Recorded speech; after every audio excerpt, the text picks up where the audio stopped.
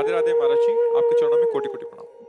गुरु जी, हम भगवान शिव की, भगवान कृष्ण की, भगवान राम की पूजा एवं जप करते हैं एवं माँ भगवती का भी जप पूजा करते हैं। तो क्या हमें सभी का नाम जप पूजा करके सभी को संतुष्ट करना चाहिए या किसी एक को ही भजें, क्योंकि एक हाँ, ही देखो साधे सब सद। प्रारंभ में क्या होता है, भक्ति का यही स्वरूप होता है जो आपने जो वर्णन किया।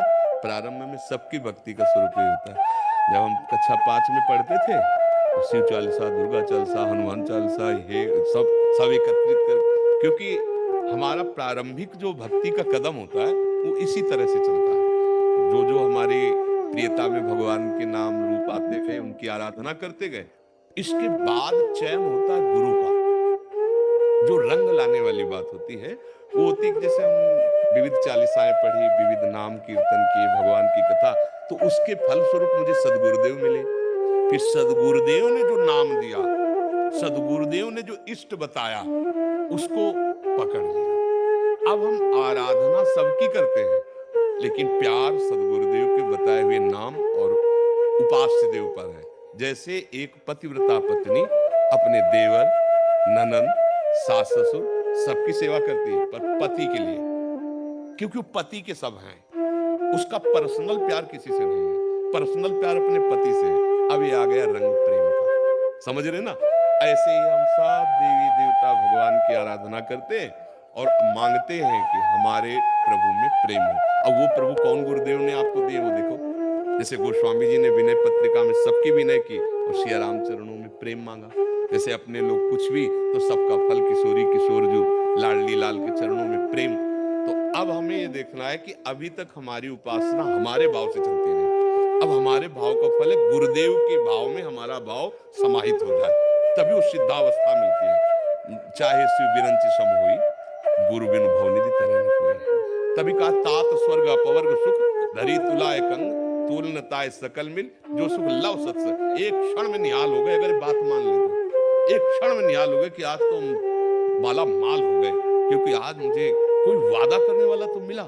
वृंदावन में बैठ के वादा करे कि तुम डरो मत, पकड़ लो हमारी बात पकड़ लो, हो जाए। तो ऐसे जैसे हम भगवान के विविध नाम रूपों की आराधना करते हैं, वो व्यर्थ नहीं है, पर उसका फल होगा सिद्ध सदगुरुदेव की प्राप्ति।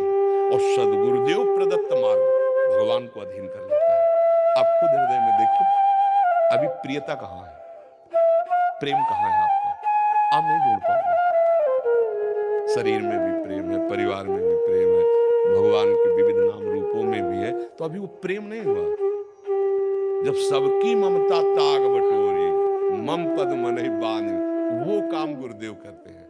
तो भगवान से प्रार्थना करो कि आपसे बड़ा कोई गुरुदेव है नहीं, आप कृपा करके मुझे आदेश अंदर से करो कि मैं आपके किस नाम रूप में आसक्त हो जाऊं।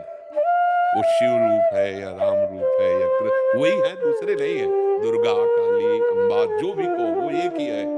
बस एक जगह लग जाने पे फिर आनंद की अनुभूति होती है। जैसे भगवती अम्बा, पार्वती जी तपस्या कर रही थी भगवान शिव को पति रूप में प्राप्त करने के लिए हिमालय में। तो भगवान शिव ने उनकी प्रीति परीक्षा के लिए सप्त ऋषियों को भेजा। सप्त ऋषि आए, आतिथ्य सत्कार किया भगवती अम्बा ने, क्योंकि ऋषि महात्मा आए तो अर्घ्यपात दिया। अम्बा से पूछा कि आप इतना कठोर तप कर रहे, सूखे पत्ते खाकर। अपर्णा, भगवती अपर्णा नाम से सूखे पत्ते भगवान शिव की प्राप्ति के लिए पा रही थी। सूखे पत्ते में क्या दम होता है, घोर तपस्या। तो उनका आप किस लिए इतनी कठोर तपस्या कर रहे हैं? तो उनका आप लोग हमारी बात सुनकर हंसेंगे। हंसने का मतलब कि कहां मैं और कहां अराध बोध संपन्न भगवान शिव। उनका शिव में ऐसा क्या है, क्योंकि भगवान शिव ने ही भेजा। चिता की भस्म लगाते हैं, मुंडों की माला है, ना कोई महल है, ना कोई सोने का श्रृंगार, ना कोई ऐसा क्या सुविधा है। चिता भस्मा लेपो गरल मसनम दिग्बट धरो, जटाधारी कंठे भुजगपतिहारी पशुपति कपाली भूतेषु। क्या अम्बा की दृष्टि बदल गई। देखो प्रीति से कहते हैं। उन्होंने कहा आप लोगों का मत हमने सुना। सप्तऋषि ने कहा देखो आपको नाराज होने की जरूरत नहीं, तपस्या करने की जरूरत, आपको दूल्हा दिला देते बैकुंठनाथ विष्णु भगवान सब। माता जी ने कहा कि आपको मैं अपने हृदय की बात बताती हूँ, कोटि जन्म लग रगर हमारी, और बरऊं संभुनता राहों को। ये है बात आखिरी जो प्रीति की है। करोड़ों बार जन्म लूंगी और हर बार तपस्या भगवान शिव के लिए करूंगी और उन्हीं को पति रूप में वरण करूंगी। माना महादेव में कोई गुण नहीं है, विष्णु में सब गुण है, लेकिन जिसका मन जिससे रम जाता है उसको उसी से काम है। ये आई रंग उपासना।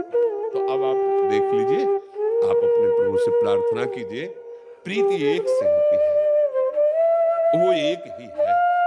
तो जब तक हम नहीं जानते तब तक बहुत रूपों में उसका हम आराधन करते हैं, पर प्रीति एक से करके बहुत रूपों में उसकी भावना कर लेते हैं। जैसे गोपीजन श्याम सुंदर से प्यार करते हैं तो कह रहे जित देखूं तित श्याममयी, अब कोई दूसरा नहीं है, जिधर देखती हूँ श्याम सुंदर ही श्याम सुंदर नजर। वो स्वामी जी राम जी से प्यार करते हैं, वो कह रहे जड़ चेतन जग जीव दत्त सकल राम में। अपनी भावना एक आराध्य देव पर वही है, लग जाए तो रंग आ जाए। अब ज्यादा समय तो नहीं रहा, अब जीवन का ज्यादा समय तो नहीं रहा, तो अब रंग आना चाहिए। अब प्रभु का कोई एक नाम रूप पकड़ लो और उसी में डूब जाओ। हाँ, एक नाम रूप में कोई प्रभु का पकड़ लो।